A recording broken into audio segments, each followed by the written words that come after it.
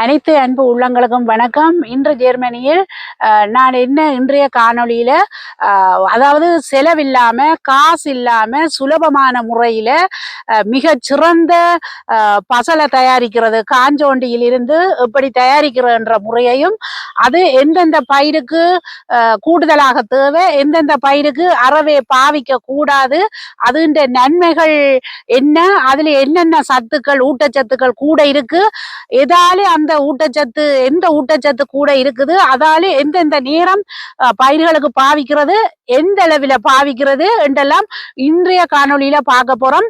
அப்படி இந்த காஞ்சோண்டிய நீங்கள் எந்தெந்த இடத்துல இருந்து இந்த காஞ்சோண்டிய வெட்டி எடுக்க வேணும், கூடுதலா எல்லா இடங்கள்லயும் இருக்குது, உங்களுக்கு கிடைக்கிற இடங்கள்ல எப்படி பார்த்து அந்த காஞ்சோண்டிய வெட்டி எடுக்க வேண்டும் என்று சொல்லியும், காஞ்சோண்டிய வெட்டைகள இதுல பாக்குறீங்க கட்டியா கிளவுஸ் போடாம கொஞ்சம் கூடவா போட்டிங்கன்னு சொன்னால் இந்த பெரிய மரங்கள் அதை பிடிக்கல எங்கேயாவது ஒருக்கா பட்டுட்டா கூட சுனைக்க பார்க்கும். அதனால ரெண்டு இப்படி பெரிய கிளவுஸை எடுத்திருக்கிறேன் வெட்டுறதுக்கு. இதுவா கத்திரிக்கோளா நீங்கள் எடுத்துக்கொள்ளலாம். இப்ப நாங்கள் இந்த காஞ்சோண்டிய வெட்டி எடுக்க போறோம். எவ்வளவு தூரம் வெட்டி எடுத்துக்கொண்டு போய் நீங்க கிடைக்கல வெட்டி எடுத்துக்கொண்டு போய் ஒரு பகுதிய பசலைய உரத்தை போட்டுட்டு அப்புறம் அதை எடுத்தா போல அப்புறம் 2 கிழமையால அதை ஊற போடலாம். அப்படி இதண்டைக்குள்ள இந்த விஷயத்தை கவனிங்க. முதல் நீங்கள் உரம் எடுத்து அந்த தண்ணி ஊற போட்டு எடுக்கிறீங்க, தண்ணியை வடிச்சு எடுப்பீங்க. இருக்கிற அந்த சக்கைக்குள்ளேயே நீங்க மற்றதை வெட்டி போட்டா வேலைக்கு இன்னும் அந்த பசலை தண்ணி ஊறி வந்துடும். உதாரணத்துக்கு இந்த தோசமா புளிச்சது பாப்பீங்க தானே, அந்த தோசை மாவுக்குள்ள தோசை மாவு கரைச்சு எடுத்துட்டா அடி கொஞ்சம் மாவுக்குள்ள பிறகு மெட்ட மாவை போட்டு கரைக்க எவ்வளவு கெதியா தோசை புளிக்கும். அதே மாதிரி இந்த புளிப்பு தன்மை இந்த உரத்தன்மை தயாரிக்கிறதும் அப்படித்தான். அடி சக்கை ஊறினதோட திரும்பவும் நீங்கள் வெட்டியதை ஊற விடக்கல, அது வேலைக்கு முதல் தடவை போடக்கல சரியா 2 கிழமை வேணும். அடுத்த கிழமை இதண்டேக நீங்க ஒவ்வொரு கிழமையே கொஞ்சம் கொஞ்சமா போட்டு ஊற விட்டு அந்த தண்ணியை எடுத்து பயன்படுத்தி கொண்டிருக்கலாம். இந்த காணொலியில நாங்கள் இந்த தண்ணியை எந்த முறையில எந்த அளவில கலக்கிறது எல்லாமே விவரமாக ஒவ்வொரு படிமுறையாக நான் உங்களுக்கு சொல்லுவேன். இந்த காஞ்சோண்டிய அரைச்சு பவுடராகி பசலையாகி விக்கினா இது டீயாகவே விற்கப்படுது. நாங்கள் எங்கட தேயிலையை எப்படி போய் வாங்குறோமோ டீ பேக்கெட்டில, அதே மாதிரி இந்த காஞ்சோண்டி என்றது பிரனேசல் டே என்று சொல்லியே விற்கப்படும். கூடுதலாக எல்லாரும் வாங்கி பாவிப்பினம் நார்மல் தேயிலையில் விட இந்த தேயிலை விலை அதிகமாகவும் இருக்குது. மற்றது போர்க்காலங்கள்ல முந்தின காலங்கள்ல மற்ற சாப்பாட்டு தட்டுப்பாடு வரைக்குள்ள இதைத்தான் நீங்க ஸ்பினாட் அதாவது கீரையாக காய்ச்சி சாப்பிட்டவர்கள் இப்பவும் கூட இதை நல்ல இதா தங்கள் தோட்டங்கள்ல ஃபார்முகள்ல இருக்கிறவர்கள் எடுத்து இப்பவும் அதை ஒரு குடிநீராக நேரடியாக போட்டு குடிக்கிறதோ அல்லது வேற இதுகளுக்கு கறிகளுக்குள்ள பாவிக்கிறதுக்குமாக அப்படி பயன்படுத்தி கொண்டிருக்கிறார்கள். இப்ப இதுல நீங்க பாக்குற இந்த செழிப்பான காஞ்சோண்டியத்தான் நான் வெட்டி எடுக்க போறேன். பாப்பன் நீங்களும் பாருங்க எப்படி நாங்கள் வெட்டி எடுக்கிறோம், அதுக்கப்புறம் என்னென்ன செய்ய போறோம்ன்றத விவரமாக முழு விவரமாக இந்த காணொலியில நீங்க பார்க்கலாம். மற்றது இதை நாங்கள் வெட்டேக்கல பூ வரோக்கு முதலே வெட்டினோம் என்று சொன்னா கூடின இலியல் இருக்கும். அப்ப இந்த கூடின இலியல் இருக்கல கூடின பசலத்தன்மையை நாங்கள் இங்க காணலாம். இப்ப நாங்கள் கையில முட்டாத மாதிரி பிடிச்சு கொண்டு வெட்ட வேணும்.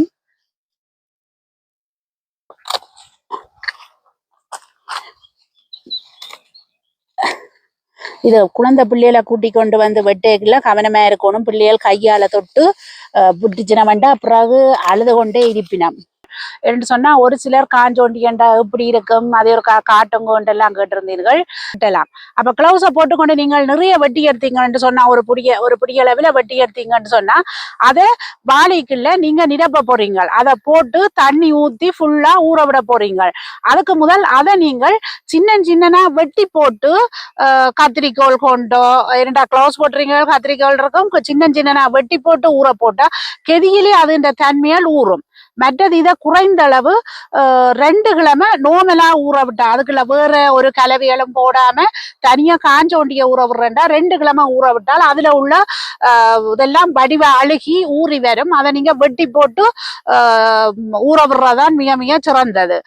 சிலர் என்ன செய்வினம்னு சொன்னா அதோட வேலைக்கு இப்போ 1 கிழமையிலேயே உங்களுக்கு அந்த காஞ்சோண்டி முழுமையா உரத்தை தர வேணும்னு சொன்ன அழுகி அதுல பேக்கிங் பவுடரும் கொஞ்சம் சுகர் சீனியும் தண்ணியும் போட்டு மிக்ஸ் பண்ணி விடுவினம். அதே ஒவ்வொரு நாளுமே நீங்க கலக்கி கலக்கி போட்டு வடிவா மூடி விட வேணும். அப்ப நீங்க ஒவ்வொரு நாளும் செய்து கொண்டு இப்படி கலவையை போடல சீனி பேக்கிங் பவுடர் இது தூளா வட்டிக்கண்டா ஒரு கிழமையில உங்களுக்கு வடிவா ஊறிடும். ஒவ்வொரு நாளும் கலக்கி கலக்கி போட்டு மூடி விடணும். ஒரு கிழமைக்கு அப்புறம் அந்த தண்ணிய எடுத்து வடிச்செடுத்து அந்த தண்ணியில ஒரு கப் நீங்க ஒரு அளவு வச்சிருங்க. இப்போ 1 லிட்டர் எடுக்கிறீங்கன்னு சொன்னா 10 லிட்டர் தண்ணி கலக்க வேணும். இப்ப நீங்க கேட்பீங்க நாங்க லிட்டருக்கு நீ அளக்குறதுக்கு எல்லாம் தேட வேணும், அளக்குற அந்த பாத்திரம் இல்லையா, நீங்க ஒரு ஒரு குடுவி ஒரு ஜக்கோ ஏதோ வச்சிருங்கோ. அதாலே ஒரு ஜக் எடுத்தால் ஜொக்குல எடுத்தா இதுல 10 ஜொக்கால தண்ணி மிக்ஸ் பண்ண வேணும்ன்றத நீங்க வச்சு கொள்ளலாம். இதை நீங்கள் இப்படி மிக்ஸ் பண்ணி நீங்கள் பயிருக்கு அடிக்க போறீங்க. எந்த பயிருக்கு முக்கியமா இந்த காலகட்டத்திலே அடிக்க வேணும் என்று சொன்னா தக்காளிக்கும் கத்தரிக்கும் மிளகாய் கன்றுக்கும் தான் இப்ப வளர்ச்சிக்கும் வேர்கள் நல்லா ஊன்றி நல்லா பலமடைஞ்சு நல்ல சுவாசம் எல்லாம் செயற்பட்டாதான் மேல மரம் வளர்ந்து காய்க்கிறதுக்கும் நல்ல இதா இருக்கும். மற்றது இதுல என்ன சத்து இருக்குது, இந்த காஞ்சோண்டியில கூடியளவு நைதரசன் பொட்டாசியம் இரும்பு சத்து அதிக அளவில காணப்படுது. அப்ப இந்த 3 முக்கிய சத்தும் அதிக அளவில காணப்படுறதால இந்த நேரத்துல இந்த காலகட்டத்துல கத்தரி மிளகாய் தக்காளிக்கு கூடுதலா இது பாவிக்க வேணும். நைதரசன் நிறைய தேவையா இருக்குது. அதனாலே அதுக்கு நீங்கள் கிழமைக்கு ஒரு தடவை விடலாம். இல்லை என்று சொல்லி சொன்னா உங்களோட வளர்ச்சியை பொறுத்து நல்லா வளர்ந்துருக்குது என்று சொல்லி சொன்னால் 2 கிழமைக்கு ஒரு தடவை பாவிச்சா போதும். இந்த உரம் அளவுக்கு அதிகமாக நீங்க பாவிச்சீங்கன்னு சொன்னால் சில வேளையில சத்து தானே நிறைய வளர்றத சில பேருக்கு தனியா வளர்ச்சி இருக்கும், காயல் வராது அளவுக்கு மிஞ்சி வளர்ந்து கொண்டு போனால். அப்ப இதுல நைதரசன் எல்லாம் நிறைய இருக்கிறபடினாலே அதிக வளர்ச்சியையும் கொடுக்கும். அப்ப நீங்க அளவா 2 கிழமைக்கு நோமலா விடுறேன்னு சொன்னா உண்மையில 2 கிழமைக்கு ஒருக்கா விட்டா போதுமானது. நீங்க ஒரு கிழமைக்கு ஒருக்கா விடுறது எப்படியான சந்தர்ப்பத்திலே என்று சொன்னால் அந்த மரம் கொஞ்சம் பழுப்படைஞ்சிருக்குது, ஆனா கொஞ்சம் நாங்க பிந்தி விதை போட்டு எடுத்தோம், வளர்ச்சி பத்தாது, இப்பவே 6ஆம் மாதம் ஆச்சு, அதுக்கிடையில வளர்ந்து பூத்து காய்க்க வேணுமே என்றவ கிழமைக்கு ஒருக்கா விடலாம். அதையும் நீங்க மறக்கப்படாது. எந்த அளவுல நீங்க தண்ணி சில வேளையில நீங்க அந்த உரமாக்க தண்ணி வெட்டி போட்டு காஞ்சோண்டிய தண்ணியா போடுறீங்க தானே, ஒரு கட்டு இவ்வளவுல போடுவீங்க, ஒரு கட்டு சில பேர் இவ்வளவு சேர்த்து டபுளா போடுவீங்க. அப்ப அதுடைய அடர்த்தி போடுற காஞ்சோண்டின் அளவையும் பொறுத்தது. அப்ப அதை சரியா கணக்கிடையலாதபடியினால நீங்கள் எப்பவும் இந்த தண்ணிய பசல தண்ணிய விடையக்கில்ல முதல் ஒரு பயிர் வாடுது நீங்க ஈரமா இருக்க விடக்கூடாது. அது ஒன்று எப்பவுமே எந்த பயிருக்கும் செய்யக்கூடாது. நாங்க விடுற பிழை ஒரு சிலது மரம் வளரணும்னுட்டு தண்ணிய கூட விடையக்கில்ல அளவுக்கு மிஞ்சி தண்ணி நிக்கல ஒன்றில் அழுகி பழுதாகி சுவாசம் சரியா அந்த மண்ணுகள் கிடைக்காம மரத்துக்கு அப்படி பழுதாகுது. அப்ப நீங்கள் காய விட்டு விடணும், அதுதான் வளர்ச்சியையும் கூட்டும். மற்றது முதல் நீங்கள் இந்த உரத்தை ஆரம்பத்துக்கு விட தொடங்கல நேரடியா நல்ல ஸ்ட்ராங்கா அப்படி விட்டீங்கன்னு சொன்னா மரம் படான். அப்ப நீங்க சொல்லக்கூடாது உரத்தை சொன்னீங்க நாங்க உரத்தை விட்டோம் பட்டு போச்சண்டு. அதை எதையுமே நாங்கள் அளவோட கொஞ்சம் கொஞ்சமா தான் பழக்கப்படுத்தி விட வேணும். நீங்க முதல் தடவையா அப்படி பழக்கப்படுத்தி விடுறீங்கன்னா முதல் தண்ணி கொஞ்சம் விடுறீங்க. தண்ணி அதாவது நார்மல் தண்ணி நீங்க பயிர்றதுக்கு மழை தண்ணியோ ஏதோ விடுவீங்க தானே, ஒரு கப் தண்ணி ஒரு கண்டடிக்கு விடுறீங்கன்னு சொன்னா 1/2 கப் தண்ணிய முதல் அந்த கண்டடிக்கு விடுறீங்க. அதுக்கு அப்புறம் இந்த உர தண்ணி அதாவது பசல தண்ணிய மிச்ச 1/2 கப்புக்கு விடுறீங்கன்னு சொன்னால் அப்போ அது அளவா எடுத்துக்கொள்ளும். முதல் எடுத்தோன்னா மண்ணிலே அதை விட்டோன்னா மண் காஞ்சிருந்தால் அதை பதப்படுத்தி நோமல் தண்ணியால பிறகு இதண்டைக்குல மரத்துக்கு சரியான முறையில போய் சேரும். அப்ப நீங்க இந்த பிள்ளைய விட்டுறக்கூடாது. நேரடியா கூட ஊத்துறதும் மற்றது சரியான ஸ்ட்ராங்கா பாவிக்கிறதும் இருக்கப்படாது. ஒரு இதுக்கு 1 லிட்டருக்கு 10 லிட்டர் என்ற கணக்கு வச்சிருங்க. இது மரங்கள் கூடுதலாக வளர்ந்து வர்றதுக்கு பாவிக்கிறது. மற்றது இந்த காஞ்சோண்டி இந்த பசலிய மரங்கள் வளர்ந்து நல்லா வந்துட்டுதுன்னு சொல்லி சொன்னா அளவா பாவிக்க வேணும். அளவுக்கு அதிகம் நல்லா வளர்ந்து வந்துட்டுதான்டா நீங்க ஒரு 10 நாளைக்கு ஒருக்கா அந்த விடுற அளவுல கொஞ்சம் குறைச்சு மற்றதுல தண்ணி அளவை கூட்டி கூட்டி விடலாம். அப்பதான் மரம் காய்க்கும். மரம் நெல்ல குளிச்சு பச்சையா இருந்தேன்னு சொன்னா அது இந்த தன்மையை குறைச்சு எடுக்க வேணும். மற்றது எதுக்கு நாங்கள் பாவிக்க கூடாது, உதாரணத்துக்கு நாங்கள் விண்டருக்கு உள்ளி வைக்கிறோம், அத்திமரம் நடுறோம். அதுகள் எல்லாம் விண்டருக்கு மண்ணில உள்ள சத்துகள் எல்லாம் இழுத்து நல்ல பலனி எடுத்துடும். அதை இதண்டு 4ஆம் மாதம் வரைக்குள்ள நாங்க ஒரு பசலை போட வேண்டும். என்னடா கிடந்த மண்ணெல்லாம் மண்ணில உள்ள சத்து எடுத்தோன்னா மண்ணில சத்து இருக்காது. அப்போ ஒரு கூடுதலான பேற்ற உள்ளிகள் எல்லாம் ஒரு பழுப்படிச்சிருக்கும் பசலை பத்தாட்டி. அந்த நேரத்துக்கு நீங்க வேற பசலை தண்ணி கொஞ்சமா விடலாம். அப்புறம் வளர்ந்து வந்துட்டுதுன்னு சொன்னால் இந்த உள்ளிக்கு வெங்காயத்துக்கு அறவே நீங்க இந்த காஞ்சோண்டி உர தண்ணி விடக்கூடாது. ஏன்னு சொன்னா இதுல கூட நைதரசன் எல்லாம் இருக்குது. அந்த வெங்காயம் உள்ளி மற்றது பட்டாணி இதுகள் போன்றவைட்டு அந்த போஞ்சி பீன்ஸ் என்று சொல்லிவினா முக்கியமா போஞ்சி பீன்ஸ் பட்டாணி கடலை எல்லாம் வெங்காயம் உள்ளி இதுகளுக்கு நீங்கள் இந்த நைதரசன் இதை இனி விடக்கூடாது என்று சொன்னால் பட்டாணிக்கும் போஞ்சிக்கும் அறவே விடக்கூடாது. ஏன்னு சொன்னா அது வழியில உள்ள நைதரசனை எடுத்து தண்ட தேவைக்கு பாவிச்சு கொள்ளும் பட்டாணி போஞ்சி இனங்கள் வகை. அதனாலே அதுக்கு அது ஊத்தினீங்கன்னு சொன்னா அது ஒன்றில் காய் வராது அல்லது படுற சந்தர்ப்பத்தை உருவாக்கும். அப்ப நீங்கள் இந்த காஞ்சோண்டி இந்த தன்மையை ஊத்தைகள்ல எந்த பயிருக்கு விட வேணும் என்று முதல்ல தெரிஞ்சிருக்கணும். அப்ப சொன்னேன் எந்த பயிருக்கு விடக்கூடாதுண்டு. மற்றது பல மரங்களா இருந்தால் நீங்கள் ஆப்பிள் மரத்துக்கு நிறைய பிரச்சனை இருக்கு. கூடுதலா நீங்கள் கேள்விப்பட்டிருப்பீர்கள் இந்த நாட்டில நாங்கள் இதண்டைகள ஒன்றை விட்டு ஒரு வருஷம் தான் காய்க்குது அப்படி என்று சொல்லி. ஏன் ஒன்றை விட்ட வருஷம் காய்க்குதுண்டா இந்த வருஷம் நல்லா காய்க்குதுண்டா நிலத்துல உள்ள சத்துகள் இதுகளை எடுத்தா அடுத்த முறைக்கு அதே அளவு போதிய சத்து மண்ணில கிடைக்காதனால குறைவா இருக்கு காய்க்கும். ஆனா போன வருஷம் நல்ல செழிப்பா வந்திருந்தா அதே செழிப்பு இருக்காது. அப்ப அதுக்கு நீங்க என்ன செய்யணும், இந்த காஞ்சோண்டிய அடியில போட்டு தாக்க வேணும். நீங்க ஊற விடுறீங்கள் தானே உரமா பாவிக்கிறதுக்கு, அதை நீங்கள் ஊறினா பொலி எடுத்து தாக்கலாம். அல்லது அதை வெட்டைக்குள்ள சும்மா நீங்க நோமலா தாட்டால் என்ன நடக்கும், நீங்க எங்க நோமலா காஞ்சோண்டிய தாக்குறீங்களோ அதுல உள்ள சாமன் விதை அது கிடந்து அவட முழுக்க காஞ்சோண்டி வந்துடும். அப்ப அதான் உங்களுக்கு நன்மை என்று சொன்னால் அப்படி தாக்கலாம். இல்லை என்று சொன்னா நீங்க ஊற விட்டு பசலையாக்குறீங்க தானே, அந்த ஊற விட்டு 2 கிழமைக்கு விட்டா போலே அதுல உள்ள சாமன் இதுகள் எல்லாம் தண்ணிக்குள்ளே அழுகி உள்ள சத்து தண்ணி எடுத்துடும். அதுக்கப்புறம் அதை தாட்டிங்கன்னு சொன்னால் அந்த தேவையில்லாத இடமெல்லாம் காஞ்சோண்டி முளைக்காது. அது ஒரு அதுல நன்மை இருக்கு. நீங்க அதுகளை பல மரங்களுக்கு ஆப்பிள் மரத்துக்கு மெயினா தாக்கலாம்.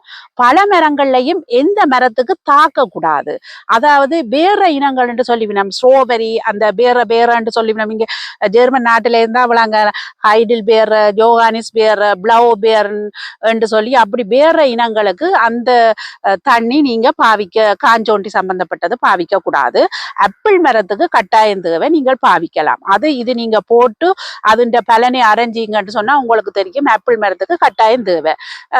அதாவது செடிகள் அதாவது மரக்கறிகள் என்று சொன்னா தக்காளி மிளகாய் கத்தரிக்கு கூடுதலா தேவை. அதுக்கு நல்லா வளர்ந்து வரும் மட்டும் தேவை. பிறகுன்னு சொன்னா நீங்க அந்த அளவை குறைச்சு கொள்ளலாம். மற்றது இதை நீங்க பொதுவா கணக்கு வச்சிருக்கோ 2 கிழமைக்கு ஒருக்காண்டா கணக்கை நீங்கள் மண்டையை போட்டு குழப்ப தேவையில்லை, சிந்திக்க தேவையில்லை, சாதாரணமா சிறந்தது.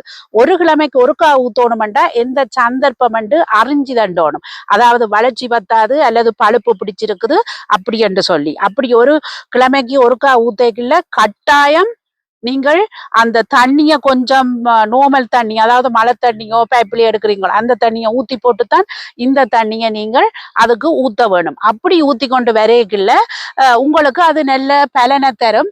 அதை நீங்கள் கொஞ்சம் கொஞ்சமா அதுகளை பாவிச்சு கொண்டு வாங்க. எடுத்தோடனே கணக்க ஊத்த அது இப்போ ஒரு பிள்ளை வளரணுமெண்டா திடீரென்று ஒரு பிள்ளை அளவாத்தான் சாப்பிடுதண்டா ஒரு சத்தான சாப்பாட்டி ஒருமிக்கு ஒரு அரை கோப்பை சாப்பிடுற பிள்ளைக்கு 2 கோப்பை கொடுக்கலுமா இல்லத்தானே. அந்த சத்தானதையும் அரை கோப்பையா தான் கொஞ்சம் கொஞ்சமா பிள்ளைக்கு சேர்த்து பிள்ளைண்ட சத்தை கூட்டி பிறகு கொஞ்சம் கூட சாப்பிடுற மாதிரி கொண்டுறலாம். அதே மாதிரி தான் பயிருக்கும் நீங்கள் அதை அந்த முறையில செய்ய வேணும். மற்றது எந்த கேள்வியாக இருந்தாலும் அன்பர்களே நீங்கள் இதை கேள்விகளை கேட்கலாம். அப்பதான் எங்களுக்கு தெரியும் உங்களுக்கு என்ன கேள்விகள் இருக்கு. இப்போ ஒரு சிலர் கேட்டிருந்தீங்க காஞ்சோண்டி எப்படி இருக்குமெண்டு. அதை ஒருக்கா காட்டும் கொண்டு கேட்டிருந்தீங்க. அது ஒரு சிலருக்கு சிரிப்பா இருக்கும். என்ன இந்த காஞ்சோட்டியா கேக்கினம் இது ஒரு வீடியோ காணொளி போடுறீங்கன்னு கூட சிரிப்பா கூட இருக்கலாம். ஆனால் இந்த காணொளி என்றது தெரிஞ்சவர்களுக்கு எல்லா பக்கத்தாலும் எல்லா விஷயமும் தெரிஞ்சதும் இல்லை.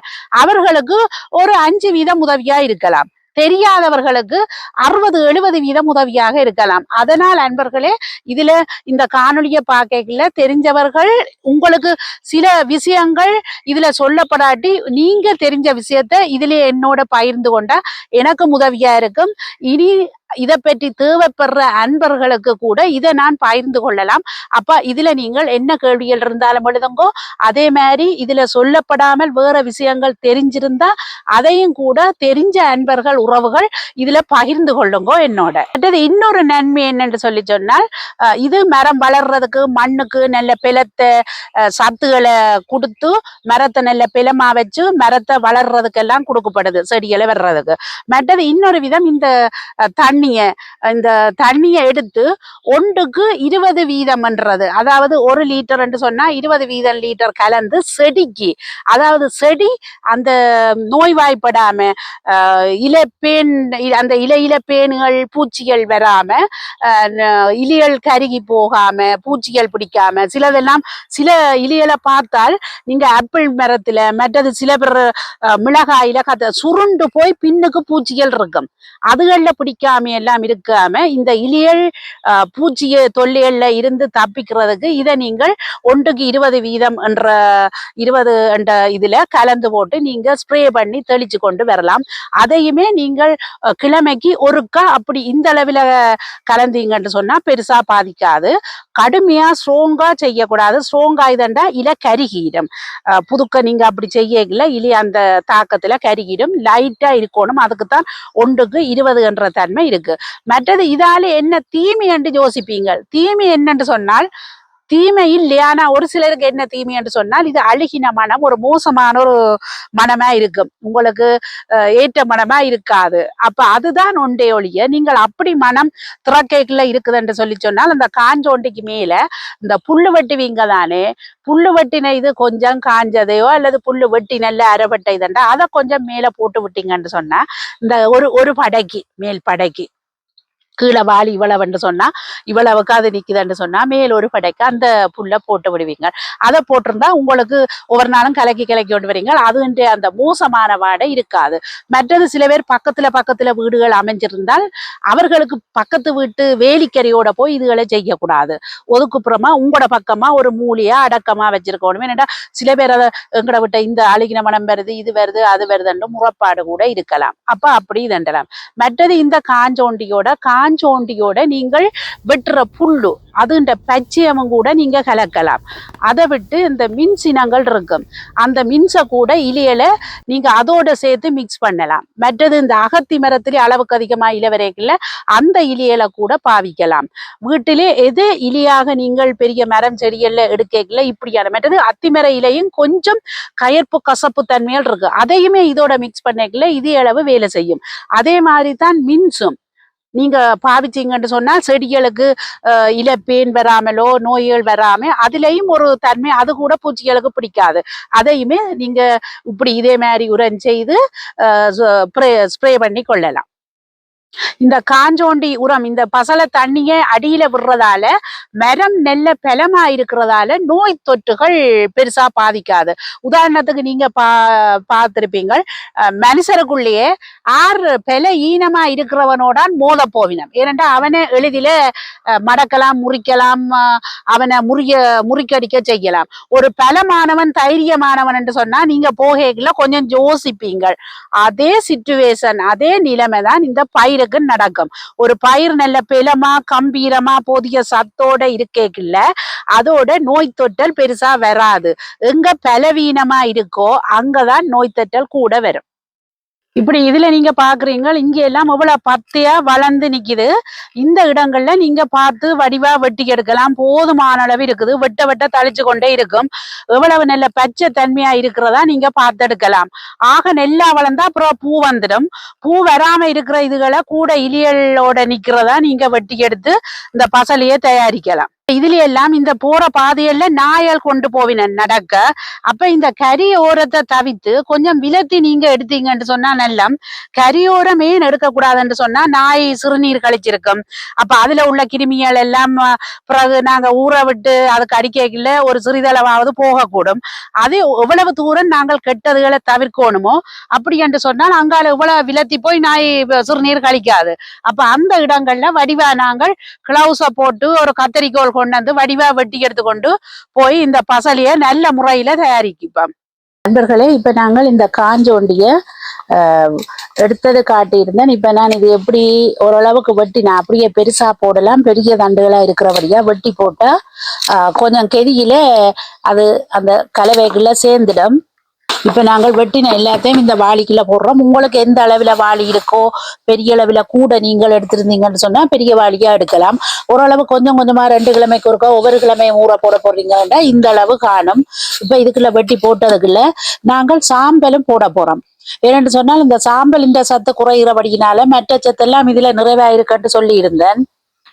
மற்றது நாங்கள் இந்த சாம்பலை சேர்க்கிறதுல இதோட சேர்த்தே நாங்கள் சாம்பலை சேர்த்து ஊற போட்டோம்னு சொன்னால் அதுல கிடைக்காத சத்து இந்த சாம்பல்ல மிகுதி சத்து கிடைக்கிறபடினால இது போட்டோன்னா பூரண சத்தா வந்துடும்.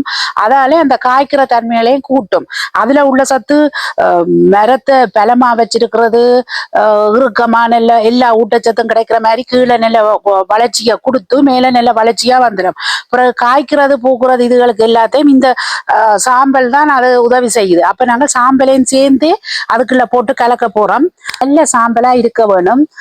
இது நீங்கள் எரிக்கிறவை இந்த கமீன் வச்சிருக்கிறவை, அதாவது இதுகள் வெக்கைக்கு போடல விறகுகள் போட்டு எரிக்கிறவை நல்ல சாம்பலா எடுத்துடணும். சாம்பலை நீங்கள் கலக்கல அந்த சாம்பல் எப்படியான சாம்பலா இருக்கணும் சொன்னா அந்த பிளாஸ்டிக்குகள் போட்டு எரிச்சிருக்க கூடாது. மற்றது பலகைகள் பெயிண்ட் அடிச்ச பலகைகள் போட்டு எரிச்சிருக்க கூடாது. அப்படி இல்லாம நல்ல பலகைகளா நல்ல விறகு தடிகளா போட்டு எரிச்ச சாம்பல் தான் சேர்க்க வேண்டும். அப்பதான் உங்களுக்கு நல்ல ஊட்டச்சத்து பூரண ஊட்டச்சத்தும் கெமிக்கல் இல்லாமலும் கிடைக்கும். இப்ப நாங்கள் இதுக்குள்ள தண்ணியை விட்டு கலப்போம். இப்ப நீங்கள் இதை காட்டி இருக்கிறேன் எல்லாம் இப்படி வெட்டி போட்டோ அல்லது இதை விட நீங்க வெட்டின இந்த புல்லு கூட நீங்க புல்லு தர உங்கள்கிட்ட இருந்தால் இந்த புல்லுகள் இருக்கும் அதை கூடவே நாங்கள் மேல போட்டு விடலாம். இப்ப நீங்கள் ஒவ்வொரு நாளுமே இப்ப இதை போட்டு முதல் கலக்கைகளை இப்படி கலந்து நல்லா விட்டுட்டு நாங்க மூடி விட போறோம். மற்றது ஒவ்வொரு நாளும் நாங்கள் அதை கலக்க வேணும். ஒவ்வொரு நாளும் கலந்து கலந்து போட்டு திரும்ப மூடி விடணும். அப்புறம் நீங்க ஒரு கிழமையாண்டு சொல்லி சொன்னால் 2 கிழமையாண்டா இன்னும் கூட அது நல்ல கலவையா சேர்ந்து வந்துடும். அது கலரே மாறிடும். அந்த பச்சை போட்ட தாவரமா இருக்கிற எல்லாம் முக்கி கலர் மாறிடும். அதே முறைக்கா பார்ப்போம். இப்ப நாங்கள் சாம்பல் கலந்து போடுற காரணம் இந்த தனியா இது உக்கி வரைக்கும் ஒரு அவிஞ்ச மனம் ஒரு மோசமான மனமா இருக்கும். அதுக்காக சாம்பலையும் கலந்தவருடைய அந்த மனம் இருக்காது. அதையொட்டி நாங்கள் இந்த புல்லு இந்த வெட்டி வச்சிருக்கிறோம். இந்த புல்ல மேலே ஒரு 2 கை தான் போட்டு விட போறேன். அப்படி என்று சொல்லி சொன்னால் ஒவ்வொரு நாளும் நாங்கள் கலக்கி விடைக்கல அந்த மனம் உங்களுக்கு தெரியாது. இப்ப நாங்கள் எல்லாம் கலக்கி விட்டாச்சு. கலக்கி போட்டு மேல இந்த ஒரு படியை போட்டு கிடக்கு. அப்புறம் நாளையில இருந்து ஒவ்வொரு நாளும் நாங்க கலக்கி கொண்டிருப்போம். அப்புறம் அதுக்கப்புறம் நான் எல்லாம் விளக்கமா சொல்லியிருந்தேன். இதுல 1 லிட்டர் என்று சொன்னா 10 லிட்டர் 1 லிட்டருக்கு 10 லிட்டர் என்ற அளவில் நாங்கள் தண்ணியை கலந்து நாங்கள் கொஞ்சம் கொஞ்சமா விடலாம். அது நீங்க போடுற அளவை இந்த வாளியில காட்டியிருந்தா நீங்கள் தொகையான அளவில் போட்டு பெரிய வாளியில இருந்தா அது ஸ்ட்ராங்கா இருந்தன்னு சொல்லி சொன்னால் நீங்க முதல்ல இந்த பயிருக்கு தண்ணியை விடைக்கல தண்ணி நார்மல் தண்ணி அல்லது மழை தண்ணியை கொஞ்சமா பாய்ச்சி போட்டு பிறகு இந்த தண்ணியிலே அதுக்கு அடிகளுக்கு விடலாம். இப்ப நாங்கள் இந்த வாளியில நீங்க பாக்குறது ஒரு 4-5 நாள் இருக்கும். இதை நீங்க பாக்கல பாருங்க இந்த தண்டுகள் எல்லாம் உக்கி வந்திருக்குது, அழுகி வந்திருக்குது. இன்னும் ஒரு 4-5 நாள் விடைக்குள்ள நல்ல அழுகி வந்துடும். அப்ப அதுக்கப்புறம் இந்த தண்ணியை தெளிச்சு தண்ணியை கலந்து விடுறீங்க. இந்த சக்கையை இருக்கு சக்கையை இன்னும் இதுக்குள்ளேயே விட்டுட்டு இதுக்கு மேல குளியலை போட்டுட்டு திரும்பவும் தண்ணியை விட்டு நீங்க ஊற விடுங்க. அப்ப கெதியிலே அடுத்த தரம் போடுற குளிய இதுகள் நேரத்துக்கு அழுகி கலவையா சேர்ந்து நல்ல உரமா வரும். அன்பு உள்ளங்களே, இவ்வளவு நேரமும் நீங்கள் இந்த காஞ்சோண்டி ஊற விட்டு பசல உரமா எடுக்கிறது, அதாவது காசு இல்லாம செலவில்லாம நாங்கள் நேச்சுரலா எப்படி இந்த உரத்தை எடுக்கிறோம், மற்றது இந்த இதோட என்பிகே என்று சொல்றது நைதரசன், பொசுபரசு, பொட்டாசியம், இந்த மூன்றுமே இந்த காஞ்சோண்டியோட இந்த சாம்பலையும் சேர்ந்து கலக்கையில் இந்த எல்லா சத்தும் கிடைக்கிறபடியினால நாங்கள் இந்த பயிர்களுக்கு நல்ல இதை விட்டு நல்ல விளைச்சலை பெறலாம். அளவுக்கு அதிகமாக விடப்படாது, அளவுகள் முறைகள் எல்லாமே தாராளமாக விளக்கமாக சொல்லி இருக்கிறேன். இதுல உங்களுக்கு வேறு என்ன கேள்விகள் இருக்கோ அத்தனை கேள்விகளும் கேட்கலாம். நீங்கள் கேள்வி கேட்கும் போதுதான் எங்களுக்கு உங்கள்கிட்ட என்னென்ன கேள்விகள் இருக்கு என்றதை நாங்கள் அதை யோசிக்க கூடியதாயும் இருக்கு. என்னென்ன விஷயம் நாங்கள் அன்பர்களுக்கு உங்களுக்கு தர வேணுமென்றே தோணுது. இவ்வளவு தூரம் பார்த்திருப்பீங்க. மற்றது ஒரு சிலர் சொல்லுவீங்க, இல்ல நான் சாம்பலை தனிய கரைச்சி தண்ட போடுறேன்டா, அப்படி கூட செய்யலாம். ஒரு கிழமைக்கு நீங்கள் இந்த காஞ்சோண்டி இதுகளை ஊற விட்டு இந்த தண்ணியை ஊத்துறது, அடுத்த கிழமைக்கு தனிய சாம்பல் தண்ணியை கலந்து அந்த தண்ணியை ஊத்துங்க. அப்போ ஒன்றை விட்டு ஒரு கிழமைக்கு சாம்பல் தண்ணி ஊத்துறதும், ஒன்றை விட்டு ஒரு கிழமைக்கு காஞ்சோண்டி தண்ணி ஊத்துறதுமாயும் இருக்கும். அப்படியும் நீங்க விரும்பினா செய்யலாம். உங்களுக்கு எது வசதியோ அந்த வசதியை செய்யலாம். நான் ஒருமிக்கவே கலந்து வச்சிருக்கிறேன். ஏன்னு சொன்னா அது இலகுவாகவும் இருக்கும். நாங்கள் அந்த அளவுக்கு மிக்ஸ் பண்ணி எடுக்கிறதும் ஈஸியா இருக்கும்ன்றதுக்காக இந்த முறையை காட்டியிருக்கிறேன். இவ்வளவு நேரமும் இந்த காணொலியை பார்த்திருப்பீங்கள். கேள்விகள் இருந்தா கேளுங்கோ, ஏதாவது கொமெண்ட்ஸில் எழுதுங்கோ. மீண்டும் அடுத்த காணொலி சந்திக்கும் வரை நன்றி கூறி விடைபெறுகின்றேன். மிக்க நன்றி அன்பர்களே.